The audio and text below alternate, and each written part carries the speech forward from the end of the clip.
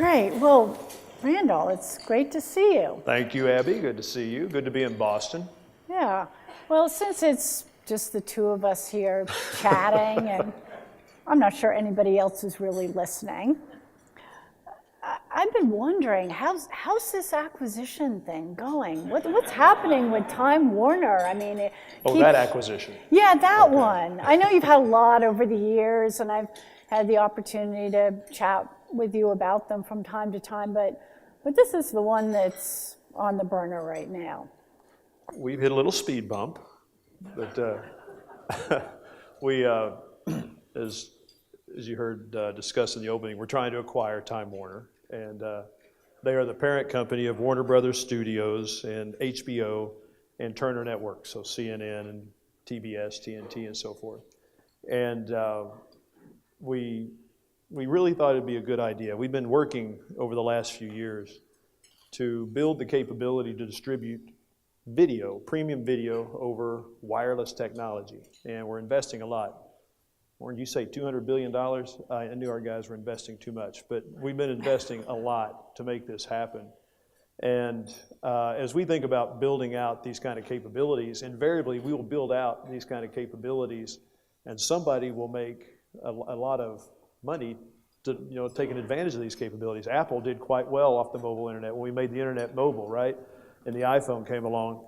And we really believed as you begin to build the capability to distribute premium video and people will consume premium video, there's going to be a whole new distribution avenue for media companies.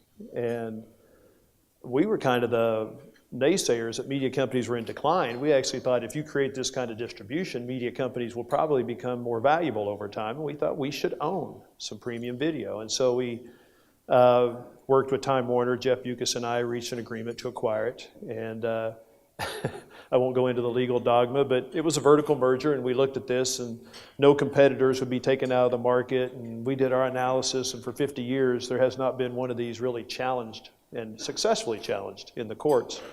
And so we entered into the deal, and after a year of review, the United States government decided that this had antitrust. They contend that it has antitrust implications. And so they have filed to sue AT&T and Time Warner to block the merger. And so we are in the middle of that process, and we have a court date set for March 19th. And judge has been selected. We're in the DC Circuit Court, and we'll be going to trial on March 19th, and the government will have to put on their case. And that's the interesting part about a vertical merger. Burden of proof is on the government. They will have to demonstrate in a court of law that this does have antitrust implications and will substantially reduce competition and increase prices. And so the burden of proof is on them, and so we'll be defending that 3-week trial, and hopefully we'll get a verdict and an order late in the spring, excuse me. Randall, I've never seen anyone say, and we're going to court with a big smile on their face. One learns to force things when you're in this kind of situation, right? And what makes you say that? Actually, we do feel good about our case for all the reasons I said. And you've probably been reading a lot in the papers over the last few days about some of the court maneuvering that's going on. And there's a lot of noise around this particular deal. As you probably know, we announced this deal back in the fall of 2016, and shortly thereafter, Bacon Delrahim was a professor at Pepperdine University, and he was asked in the media his views of the deal, and he clearly articulated that it'd probably get a close review. It's a big deal. He did say to get a close review, but he didn't see any antitrust issues with it. And then you probably saw the president is not the biggest fan of CNN and expressed his objections to the deal very publicly, said it was the kind of deal his administration would not approve. And then the Pepperdine University professor, Mr. Delrahim, was then hired into the White House after President Trump was put in office to work as his counsel for a few months, and then was nominated to run the antitrust division, was confirmed, and came out after his confirmation and promptly filed suit to block the deal.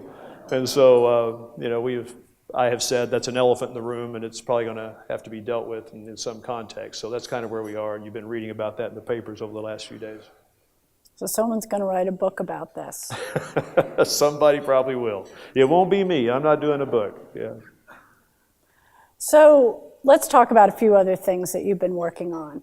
One of the big things that AT&T has been working on and that you're now, I think, ready to deliver is that came out of 9/11, Firstnet, which is a completely new thing, something that will potentially change all of our lives in terms of being able to respond in emergencies.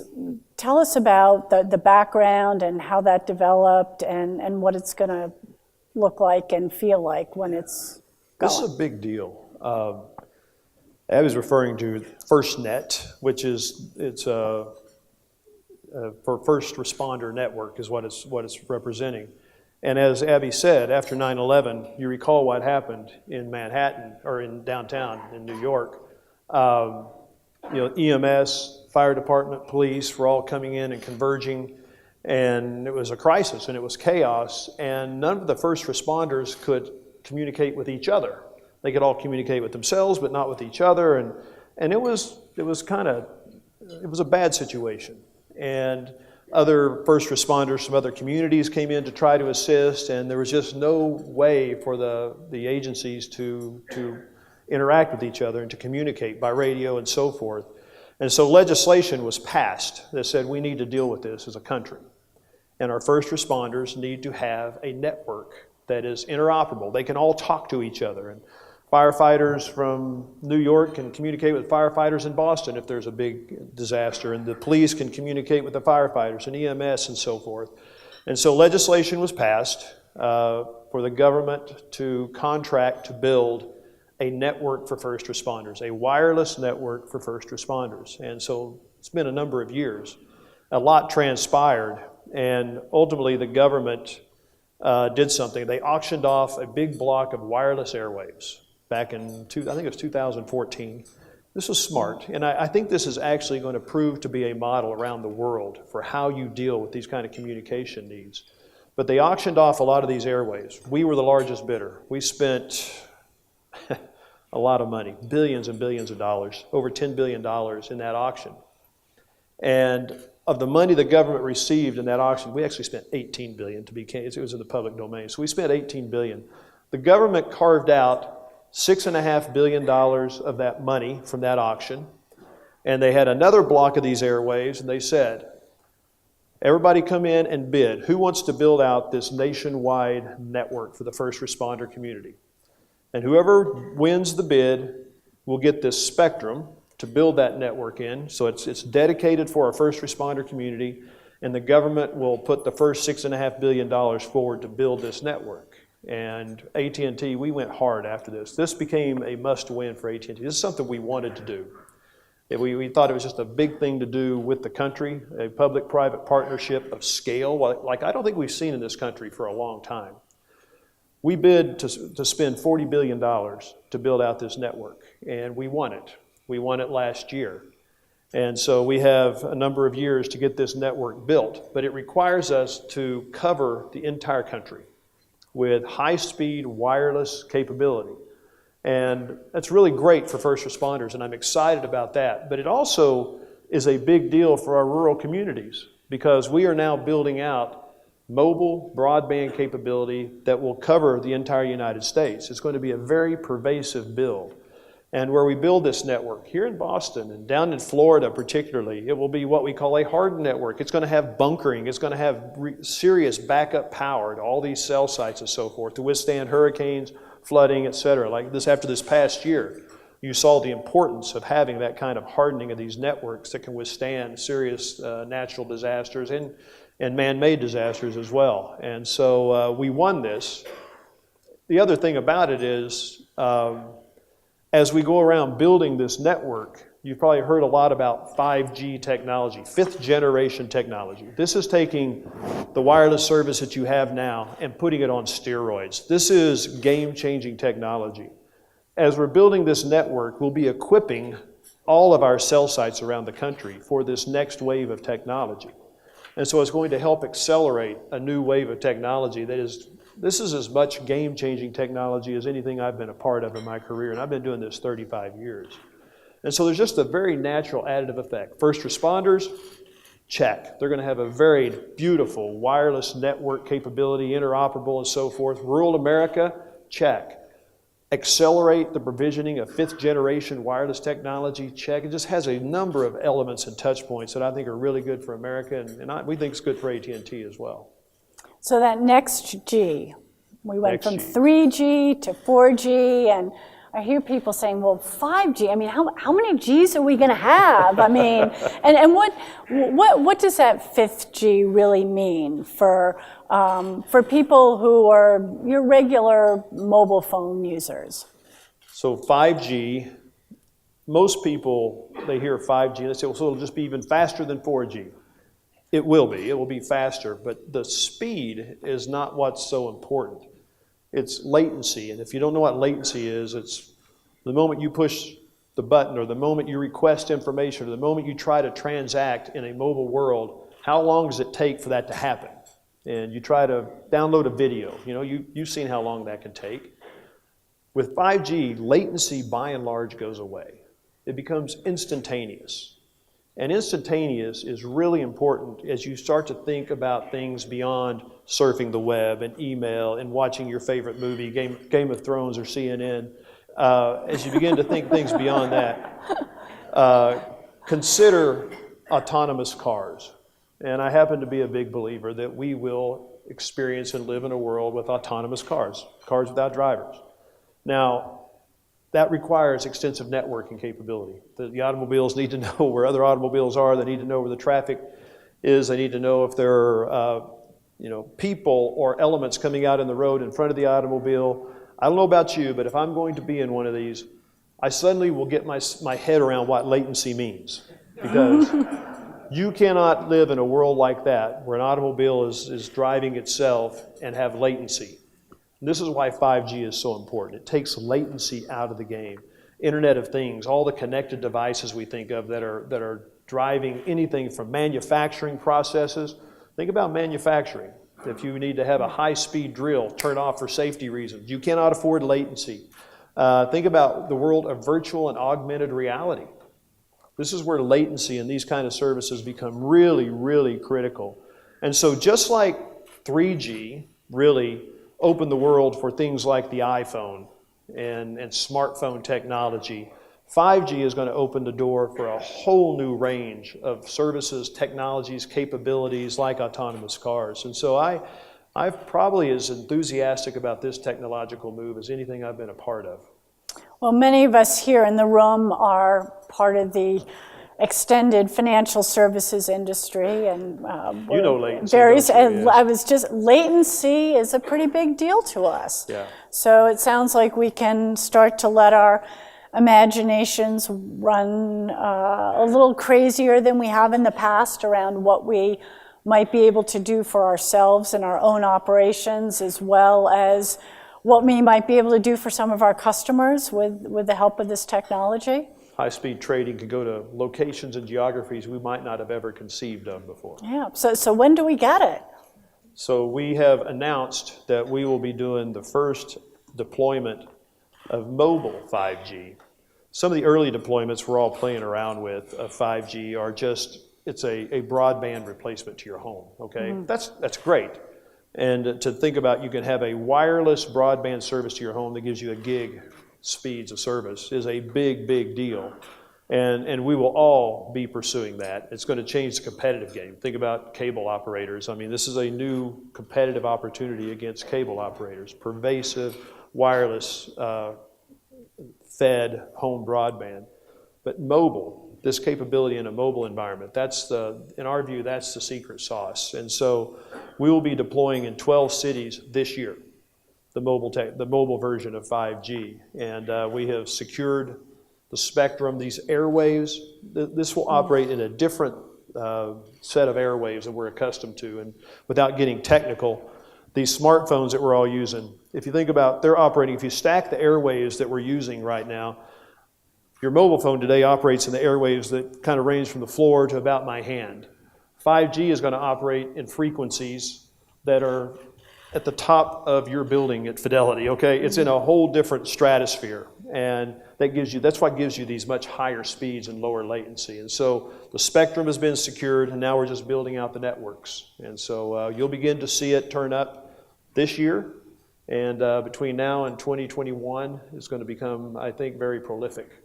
Yeah, be exciting. It will be. I think it's going to be a game changer. It will change.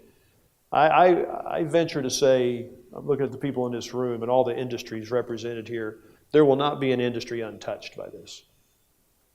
So everybody will be able to take advantage of this. So it'll be great. Absolutely, absolutely. And every time we conceive of new levels of bandwidth, as we like to call it in our industry, higher speed internet, higher speed data transmission, you always say, what's going to use that? Invariably, we find the far extreme uses of this in a very quick period of time. It'll be the same with this. Yeah. So one area that has been controversial, but now for the time being has been settled, has been the debate over net neutrality. And that was something that was debated, deliberated. We've now moved into a different world. Can you give us the background on how that evolution has gone and how you've thought about it? Yeah, net neutrality. I suspect if I asked at random 10 people in this room what it was, I'd get 10 different answers. And so I always like to try to put it in context as we're talking about it. I think what most people would say when they talk about net neutrality, what they're representing is that the idea that whatever content I want to get to on my smartphone or on the internet, I ought to be able to get to it. And nobody ought to be a gatekeeper for that. So don't block my content. That's number one. And number two, depending on the content I go to, nobody should be dictating how quickly I can get to it, how fast it gets to me. Throttling is the term. So blocking and throttling. Those are the two big things people talk about. And so this has been the biggest debate in our industry that I can recall. And the rules have, one FCC comes in and says, here are the rules. New president comes in, appoints a new FCC chairman. They say, no, the rules are over here. Then somebody comes in and files a lawsuit, and the courts come in and say, no, needs to be back over here. The new FCC commissioner comes in and says, no, but if we do it this way, then we can get the rules back over here. We're all in the industry just going, I'm getting dizzy, all right? I don't even know how to invest here. And what has happened is the FCC came along in 2015, and they used an approach that would withstand court challenge, they believed. We'll see if that turns out to be the case or not. But they used an approach that said, we're going to take rules that were written in the 1930s that gives the FCC the authority to do what this particular FCC was trying to do. Some old rules, they were rules written for the black dial telephone, seriously, in the 1930s. They said, let's just take that regime and put on top of the internet and wireless technology. Now, while I'm not suggesting that was the FCC's intent, what the FCC now has the authority to do was they could regulate every facet of wireless and the internet. That seemed like a really bad idea to us.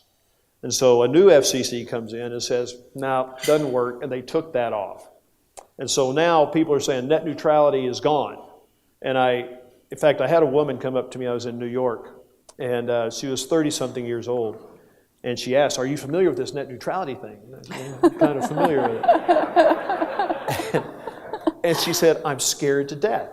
And I said, what are you afraid of? That it's going to go away. And I said, and then what? What is it that frightens you? And she said, I don't know. Can you tell me? And I said, nothing. Nothing will happen. What the FCC has done is basically said, look, AT&T, you have in your customer terms and services and conditions that you will not throttle and you will not block. You're legally bound to that, and we will hold you to that, all right? The FTC now has authority over that. And so what's happened, though, is that's this one FCC now is taking the rules here. I lay awake at night and say, if the Democratic Party wins in 2020, and a new FCC commissioner comes in, does he want them back over here? And so we're going to be in this game until Congress does its job. And my belief is Congress needs to step up, and they need to take this issue on comprehensively. Thou shalt not block, thou shalt not throttle, according to statutes written by Congress. And by the way, while you're at it, you need to talk about privacy. What can companies do with customer data? What can all companies, not just ours, but all companies, what can they do with the customer data? What are the rules of the road around privacy and customer privacy? Just take all of this on. Let's get one set of rules. Let's turn the industry loose and say, now then, we have stability, we have predictability, go after it, let's get after it. So our position has always been one. No throttling, no blocking, and let's get the rules right on privacy, and you'll see investment flourish. But a world where we're just sitting here pivoting back and forth playing ping pong with really major implications to industry, I think is just not wise for us as a country on something this important. So we're pushing hard to get Congress to do something. It'd be great to get a lot of things settled in Congress. Couldn't agree more. And the data privacy one is very interesting. Certainly from my perspective in our industry, it's a very big deal. We see some of the European regulators challenging it, which is kind of interesting to watch. And you wonder how long it'll take to drift over here, if ever. But what does all of this mean for the enterprise that you've been working on around analytics and the marketing and what you could use, some of the information that you're gaining from all of this? Yeah, so it's a good point. As you think about the business we have built and the business we're trying to build, if we get through this lawsuit, we have a lot of interesting customer insights. We have the largest pay TV business in the United States, and we have 140 million customers in North America with cell phones, smartphones, and so forth. And there's a lot of interesting customer insights attached to all that. We know what our customers are watching, we know what they like to watch, we know when they like to watch it, and we know where they are when they like to watch certain things, because they're now watching it on these mobile devices. So getting the privacy rules is right. We want our customers to have confidence, so we're not using their information in ways that they haven't given us permission to use that information. But as you think then about owning a media company, why are media companies, why have their valuations been stressed of late? And it gets back to a core issue.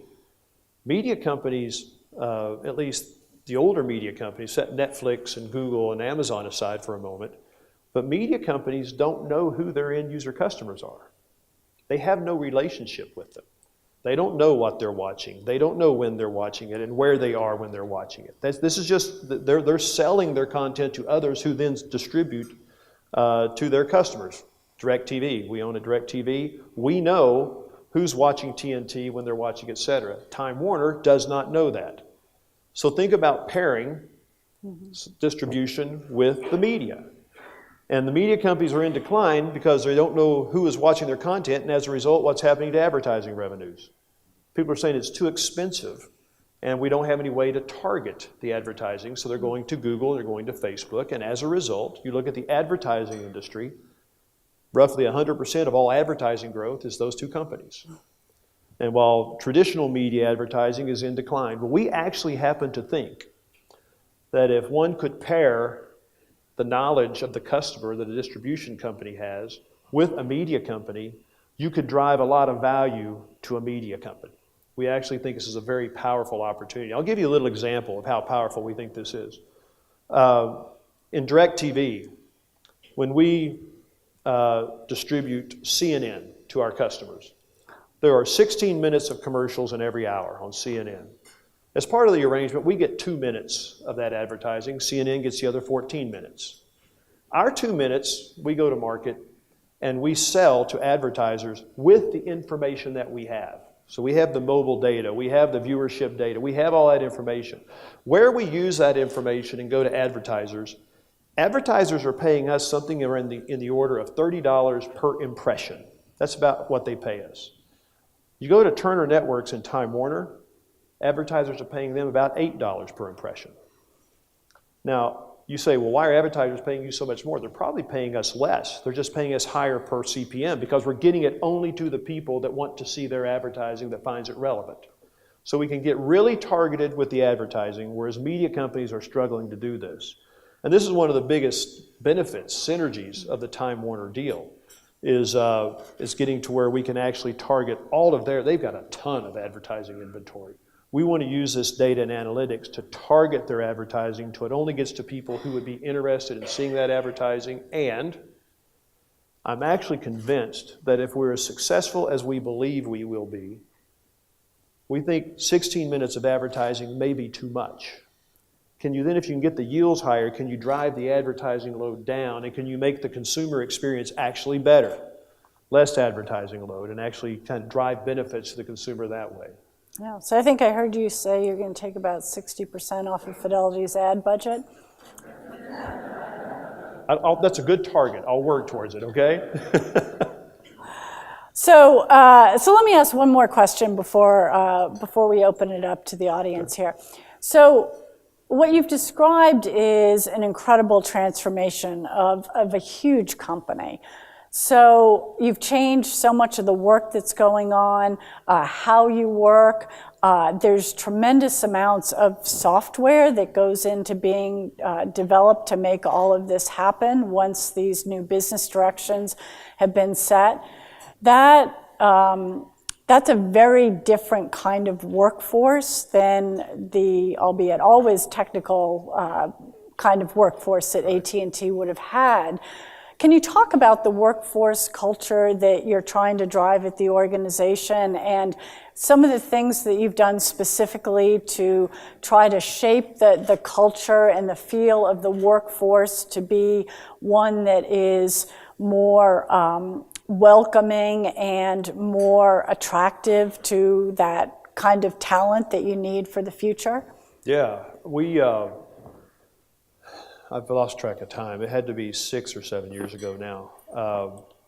We were looking at the transformation that was going on inside our company and how technology was changing. And we're going from, you come in and you drop a big box that handles all the various networking functions in it, and you have people who know how to go in and do that and how to run that kind of network.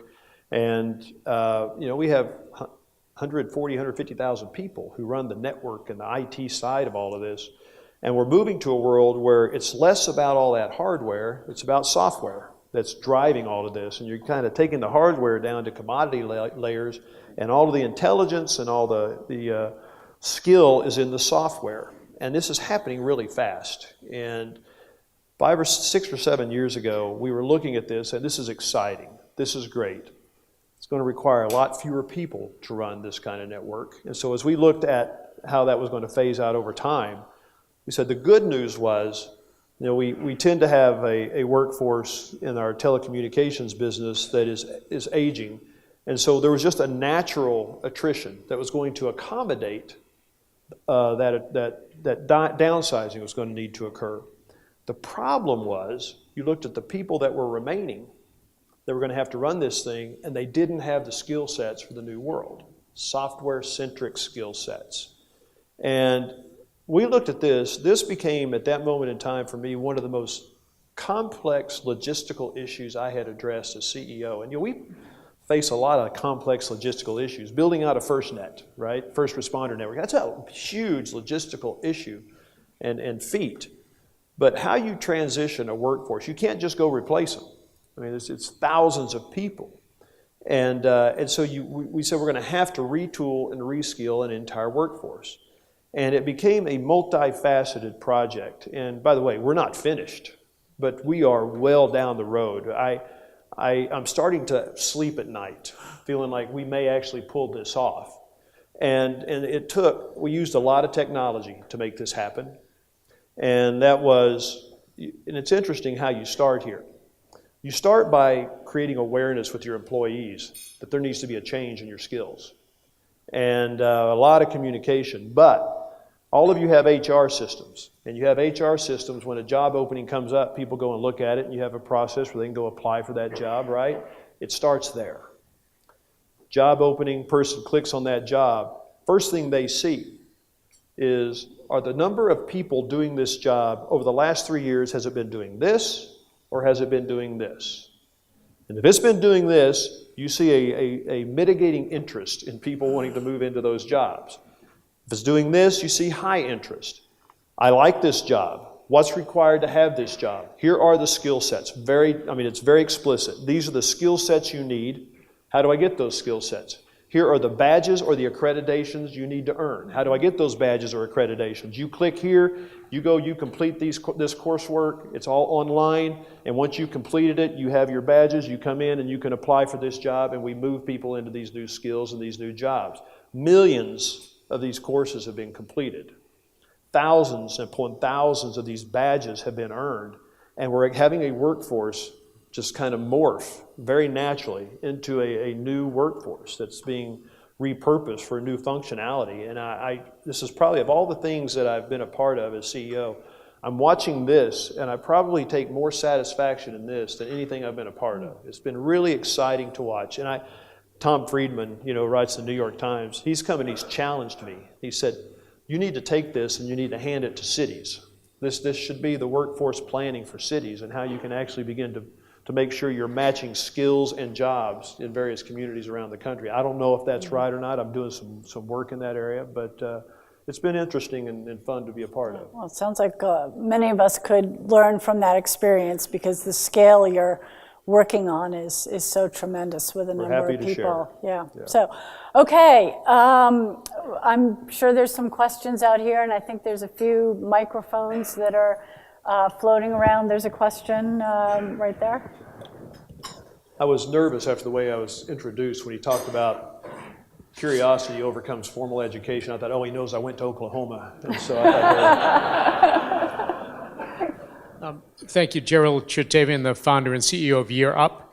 Randall, you recently gave a speech that was, I thought, a courageous, bold, inspirational speech to several thousand of your employees around race, something you don't often see. I was curious to maybe share some of your learnings, perceptions, reflections on perhaps why you decided to do that, what you've learned as a CEO who's trying to build a pluralistic society that actually welcomes all talent, and to share with this group, particularly I think here in Boston, it's an issue where could use and appreciate any perspectives you could share.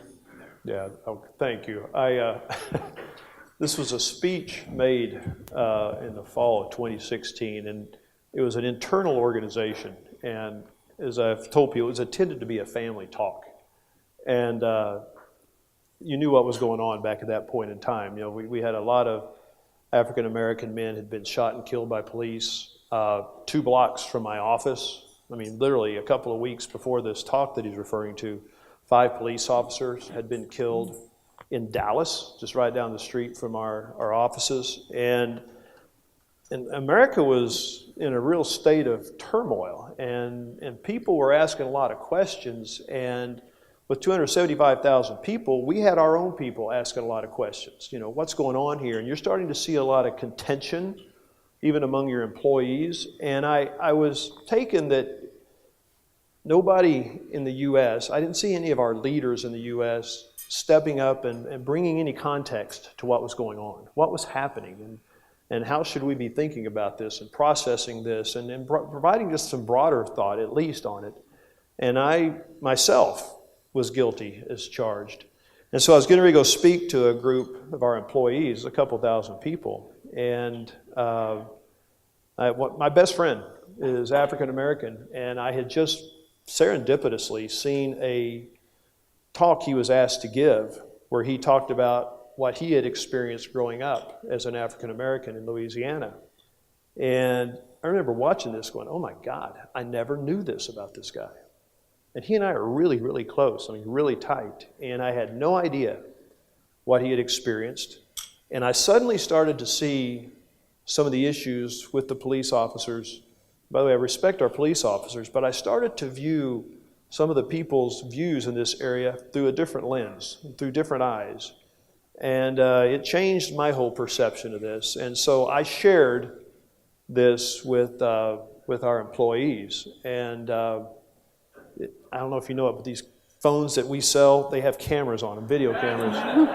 And so somebody captured this talk. And by the time I got home, my smartphone was blowing up, his emails, and he'd posted this out on a YouTube site, and it went viral, and it ran hot for a long time.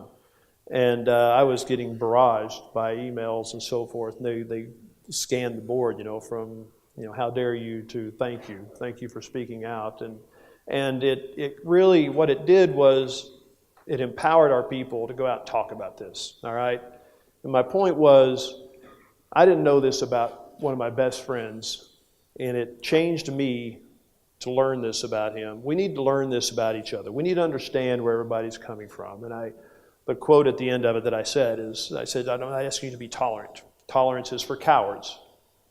To be tolerant requires nothing from you other than just to passively sit back and not be challenged by your own thoughts and understandings. Go out and understand. And so within AT&T, it initiated a process where, it's been pervasive what's gone on in terms of the dialogue within AT&T, the openness of the dialogue, the candor of the dialogue.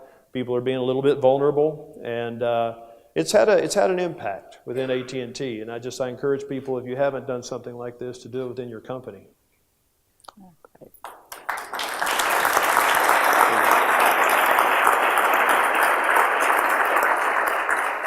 Do we have another question? Yes, Randy, Peter McAvin, New York Life. Peter. My question is, how much of the retooling of your workforce was retraining, and how much was hiring new people? It's been overwhelmingly retraining. Obviously, we hire a lot of people, and so over time, you bring in new skill sets. But, and by the way, our arithmetic, the logistical exercise I talked about was what is going to be the natural attrition of the workforce, what is kind of the natural inflow you get from hiring new people, and then when you looked at that, how many do you still have to reskill? That number you had to reskill was just an overwhelming number. So it is the lion's share is retooling and reskilling existing workforce. And we did some other things here. One of the things we all need are computer science trained people. And I don't know about you guys, but competing with Google and Facebook and so forth on this kind of talent is really, really hard. And so we said, how do we grow our own? And so we initiated an effort in this area with, you probably know Udacity, Sebastian Thrun. He and I have become very close, and Georgia Tech. And this was a lot of work. This was too much work. We have a public policy problem with what I'm about to describe here, and that is we wanted to offer a Master's of Computer Science program at a prestigious engineering school like Georgia Tech, but we wanted the price point to come way down because we wanted to pay for all of it. If our people wanted to go, we wanted to cover the cost of it. But at Georgia Tech, it's $41,000 to get that degree. Took us a couple years, a lot of work with the governor, a lot of work with the Board of Regents, a lot of work with the professionals inside of Georgia Tech. We finally got it done, and we're now offering our people, anybody who wants to go, a fully accredited Master's of Computer Science degree from Georgia Tech, the same one you get if you go to campus and receive it, not $41,000, but for I think it's now $6,700. And we pay for 100% of it. And so, but that's 2 years, that's too hard, it takes too long. Technology is here to enable this type of capability, this type of broad distribution of the highest education capabilities we have in this country. And we got to figure out a way to make this go faster. But you bet. Great. We have one more question in the audience. Yeah, back there. Can we get a mic to the back center of the room? I may not need a microphone. I can hear you fine. I was pleased talking about Firstnet, and my first reaction was the Russians must be salivating about how they can relocate people away from whatever they want to do with them. So I'm interested how you're going to address that issue. As you might guess, security, you're talking about just network security, I assume, but security is paramount on this. And in fact, if you were going to win the bid, you better have security, network security capabilities. And we all probably think this, but I'll say I think AT&T is the best when it comes to network security. I don't think anybody's as close to us. And we have the biggest brains in data science. We have algorithms that do detection of network anomalies. And we think we're really, really good at this. Obviously, the folks who selected us must have thought we had capabilities here as well. But security in general is everything in this world of networking. And we are investing millions of dollars in network security. And look, we have a vested interest in this. I continue to say the moment somebody thinks that doing a financial transaction on a smartphone or a tablet is not safe, the moment somebody thinks conducting commerce with a smartphone is not safe, then our business model is at risk. We have a strong, strong incentive to make sure we get the security aspects of this right. So we put a lot of time, energy, and money into it. Yeah, right there with you. Yeah. I know you are. You demand it of me. Okay, I think do we have time for one more question? One more, is there another question out there? Some mic floating away. Okay, I think we're finished. Thank you. Thank you, Abby.